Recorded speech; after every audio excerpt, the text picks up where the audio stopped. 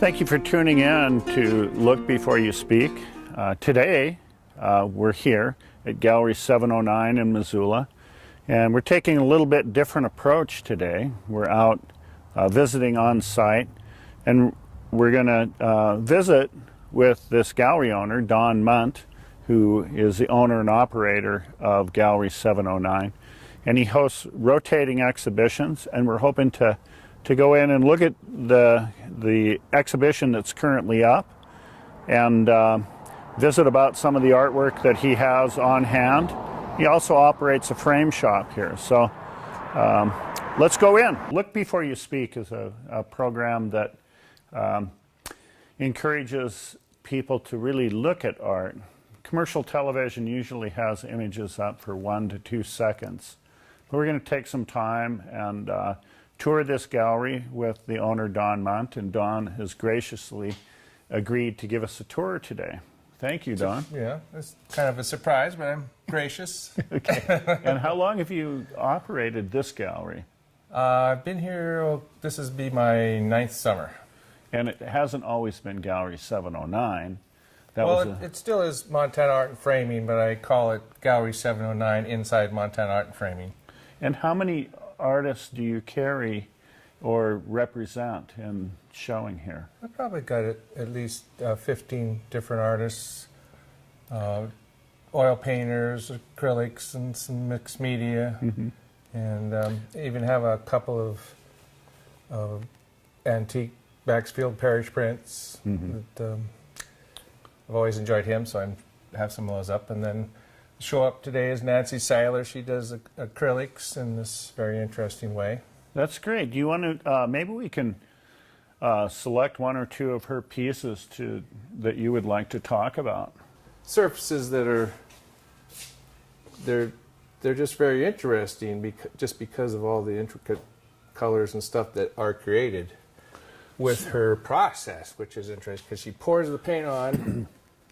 It's mixed in a glass, and once it's on there, there's a silicone in there that she heats up with a blowtorch. So this isn't a water oil separation. This is done in a different way. This is probably what you'd call a silicone polymer separation. So you got your acrylic polymer paints with mediums that are very liquid, and then the silicone is mixed in because I think it might have a different heat boiling point than the acrylic paint. So heating it up. So she's like heating parts of it, and it bubbles up and separates the paint to create all these levels of color and texture. So she's working from a level of abstraction, but it refers to nature. Well, I think it's, as an example, she suggested people say what they see in the work. And I don't think you're actually trying to create something you see in nature. I think what you get is something that you create, and then it kind of looks like nature. It's not an active process of trying to recreate something. You make something that now suddenly it looks like could be outer space or marble, or some sort of color, but it's really fun and positive. That's what I like about it. Yeah, and she's a local artist. Yes, she's. So she just got into this thing where she created these aspen trees, and it's slowly evolved. But I think she's moving away from that, exploring other things. But this is all about fluid paint, because when it's created, this is upside down, and each one of these trees is flowing off the canvas. So she has like a traditional approach of a landscape artist of being foreground, background, far background. It's the process. Well, first she'll have it flat, and she'll paint the whole thing in color, and then she'll start with a tube of paint at the top. It's slanted, of course, and puts it, drips off the canvas straight down. Unless the wind is blowing or something, I've had some where they kind of move as they go down because of the wind. And then once that dries, or sort of dry, she put black paint and then manipulate that into a abstraction of the branches and stuff. And then, you know, when it's laying flat, she'll do like Jackson Pollock and just throw paint on it and color, and it's just really fun to look at. This almost has a very eye op art kind of feel to it, where your eyes start to vibrate if you look at it too long. Yeah. Well, this is a beautiful show, so your gallery is connected to your business of framing, and so there's an interconnectedness to that. But you get a pretty good turnout and support of the artists in the community. Well, it's hard to say. You know, I do get a lot of people that come and enjoy it, but I always feel like I'm not getting the whole community in on this, because I have had some amazing shows, and you know, you get people to know and they come, but like the whole town doesn't seem to come here. But I don't know if I could handle that anyway. You know? Well, it's wonderful, the artists that you represent, and I'm hoping we can take a look, maybe walk into the back and look at some of the other artists that you carry and represent. Yeah, I don't know. That's great. You want to start? Which way do you want to go? We can go this way? Okay. I didn't know if I'd go back here, but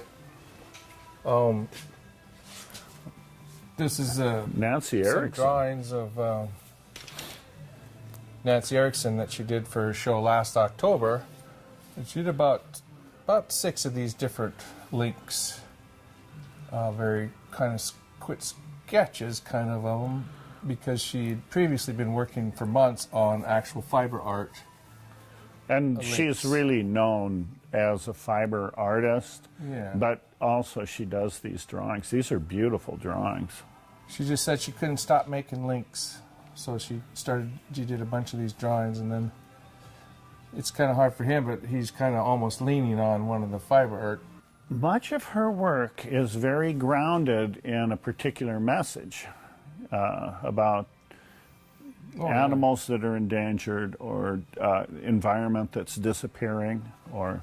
Well, she seems that way, that she reads about him, learns about him, becomes very sensitive to him, and wants to just react and express how much she likes him, you know, and wants people to become aware of him. And that sure comes through in this work. I don't know if you call it acid rain, but it's about chemicals that would get into the food chain. So you can see the drops of rain coming down, and also little triangular shapes that represent benzene rings. So that she's calling that how turning the leaves black, or getting into the leaves, and then the rabbits eat the leaves, and then you can see how it gets, you know, into their bodies. And at the time she had rabbits. Yeah. So she loved the rabbits, and then she also puts a Jupiter in almost all of her big works. Well, these are, and she's really known. This has really put her on the map. She's an international fiber artist who lives here in Missoula. Well, so when she was at the university, she wanted to work big, and she did big canvases, big paintings, and wanted to send them to shows, and so she kind of evolved this system of creating what she wanted into fiber art, you know, like... Which could be rolled up. Yeah, just roll it up and put it in a tube, it won't break. It's hung up by Velcro. Oh, this one is quite heavy, though. This needs to be in a big, giant, you know, room or something. Sure, industrial. sure. But, you know, she has remained consistent in her messaging, being inspired to educate about the environment. Yeah, I think she's went from rabbits to polar bears to there's a piece behind us here. Maybe we can look at this. This is a more recent work, isn't it? Yeah, that's from the show last October.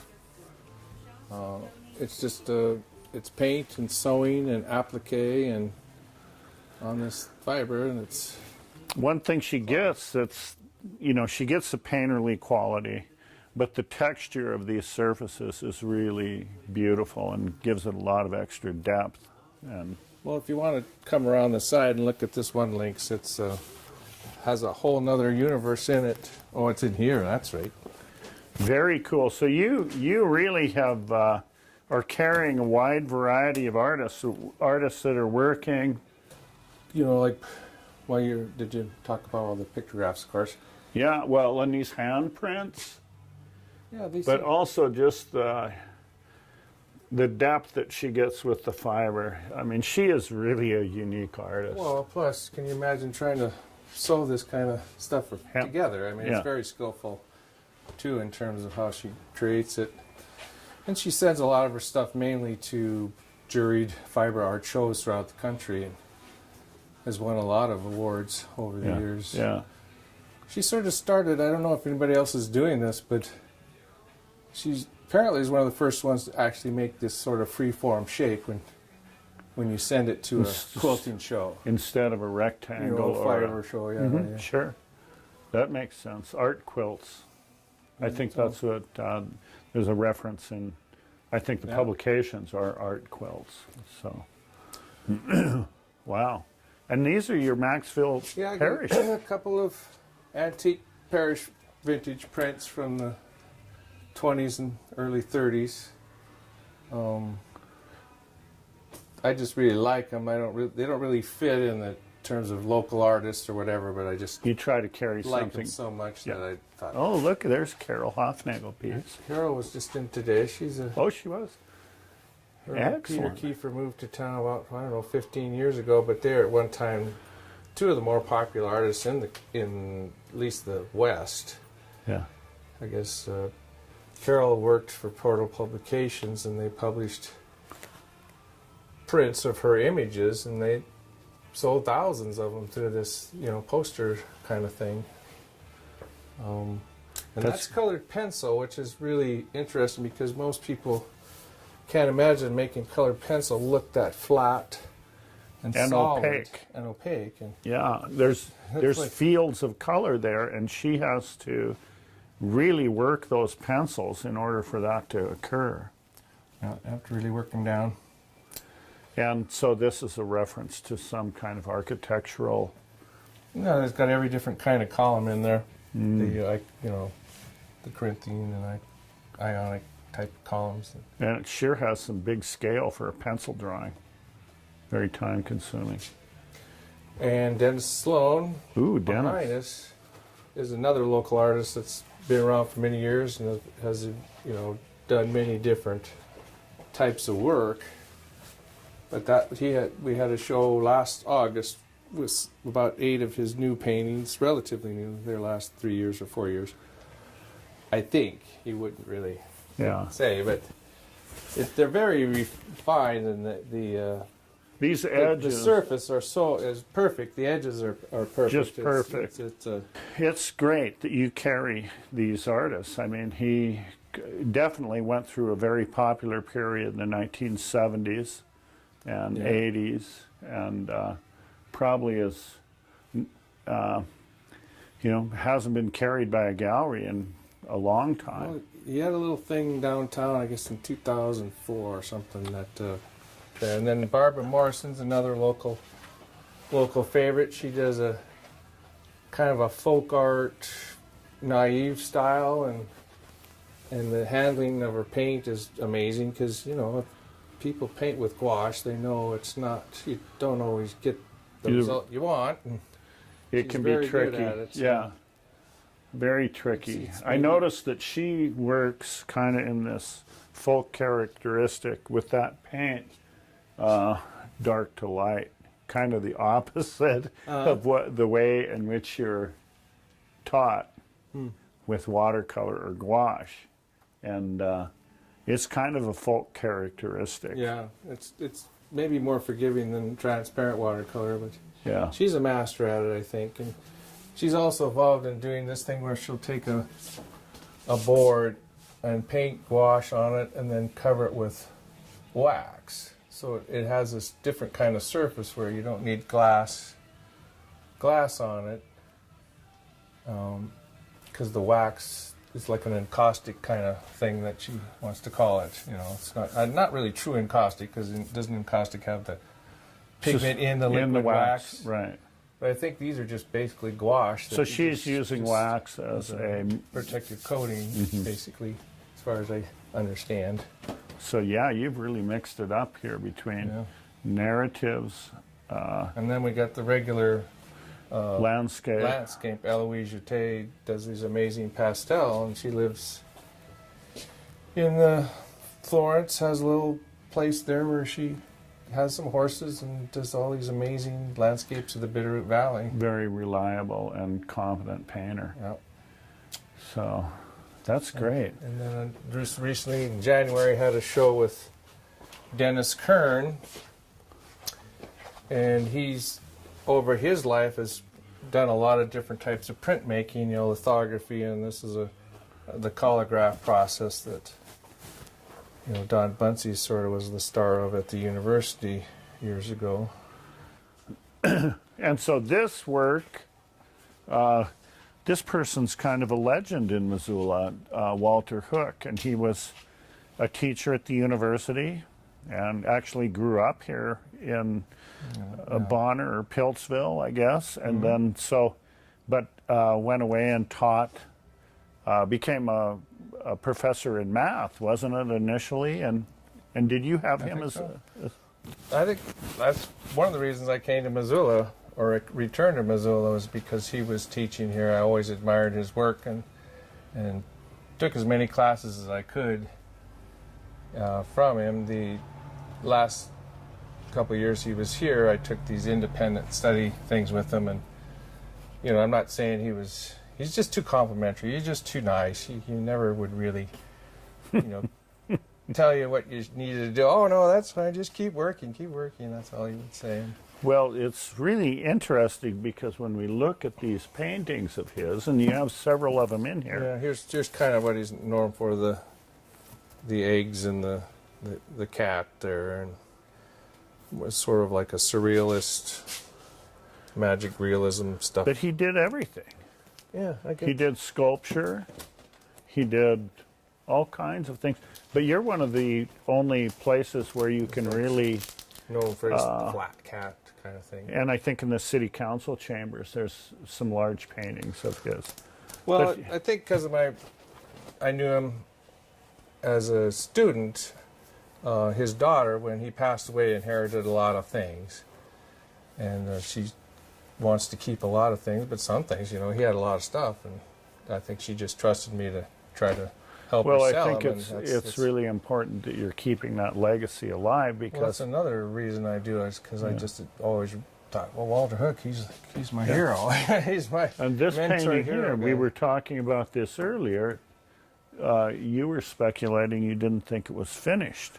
Well, when I first saw it, I never noticed that there's no rigging or anything, or any other sort of other attachments that you would normally see on a boat. You know, you would, like little pulleys, or, you know, playing things to tie up ropes. It's just, well, I guess there's a rope on that one boat, but you know, in a normal pier or boat marina, you'd see all these lines coming down, and it just makes me think he either decided he didn't want to do that, or since this is a later painting, he passed in '89 and this is from '88, maybe it was just set aside and you know, now it's out there. But Yeah.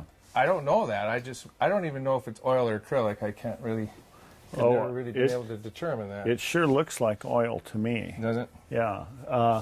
And he painted in oils. Put it as? Yeah, I put it in oil, but But you look at this, see? That just looks like oil paint. kind of. I don't know. It's hard to tell these days. But you know, one thing about him is, I think, you talked about how you referred to him as a surrealist, and I think he was a realist surrealist. Yeah, like magic realist or something. That's Yeah, it was like, go. because he was very steeped in looking and painting. And you know, there's a mural in Bonner which records kind of the history of Bonner, and you know, he's a storyteller. So the story and the narrative are really important to him. And I think that's one of the things that occurs, whether it's surreal or it's a tongue-in-cheek or it's about a cat or whatever, you know, he's... Oh, yeah. Like something like this is where I get that sort of real or something. There's something about it that it makes it more a fantastic picture than just a picture of boards and seagulls. Yeah. I guess it's just the way the perspective is. These look like they must be like 3 foot by 8 foot size boards. You know, like giant And they're boards. probably 2x6s, rough Maybe cut. it's that, Yeah. So And- anyway, that's And look at that sky. These sky. He was just a fantastic painter. He could really manipulate the watercolor. And yeah. He did all kinds. Like in this area, you can see where he erased out stuff to get his highlight back. You know, he wouldn't just yeah. let her go. Anyway, Okay. So maybe we have time to cover one or two more artists. Is that Yep. okay? the other guy I got here and represent is Oh he's yeah. another local guy, George Gogas. He's been around Missoula for teaching school like 35 years in the public school system, and he retired and got into doing these series of paintings about Pablo Picasso and Charlie Russell, to where he would, I don't know if you could see that in your camera, but there's a Charlie Russell picture, and that composition has been altered into a Pablo Picasso composition, and then he adds his own colors, and so he's sold hundreds of these over the years. Yeah, that's great. And in the last 10 years, he's made one and donated it to the museum, Missoula Art Museum. Look at And, that piece. What's the title of this one? Do you know? See, Charlie and Pablo realized they were part of the 99%. So there's a lot of humor in them, but they're also about the world of art, aren't they? Yeah, and I think part of this particular printing process that this one's done is it's a giclée or digital process of printing, and I somehow feel that the printmaker juiced his colors up a little bit, because I don't think the real painting is exactly quite that vivid. Yeah. You know, this is really bright, but his paintings Although are I bright, think too. this painting was. Really. Yeah, I think it was. Okay. I think we have time for one or two more, maybe. One? You want to talk about this piece right here? This artist. Well, Marian Lavery, which she's also another very versatile artist, works in acrylic and fiber and silk and all kinds of different things. And I first knew her, she was a master watercolorist that you could not believe how precise and perfect she could paint with watercolor. And I think it's kind of like Nancy Seiler out there too. She's splashing pink because she spent so much time drawing these perfect botanical illustrations. So you kind of freed herself up from the tight watercolors and started doing a lot of collage and layering and abstracting of her work. So she's at this point now where she's thrown the horizon line out the window, and she is composing. These ravens are standing on something, but then it's kind of flipped around, and then there are raven skulls here, bird skulls of some kind. So there's kind of a way more modernist approach, and not necessarily an approach about the landscape. Yeah. Oh. And she's been doing much more of that. Yeah. And so you think maybe 14 to 20 artists that you carry that are so Well, I might have added wrong, but yeah. well, I got some different photographers. Another like Bob Hawkins is like 86 years old, and he takes photos, and Enrique Flores, Christopher Audio, Chris Audio. Oh, yeah. does some black and white silver gelatin stuff. That's great.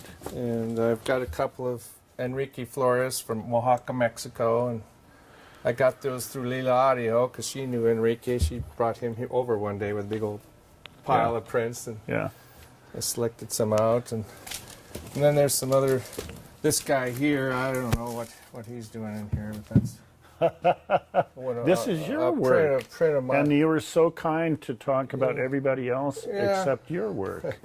Now these are just some things that I still have. There's an airbrush attempt at one point, airbrush and paint. That's very nice. So Well, I just, we can, oh, and here, come out here too, real quick. aha.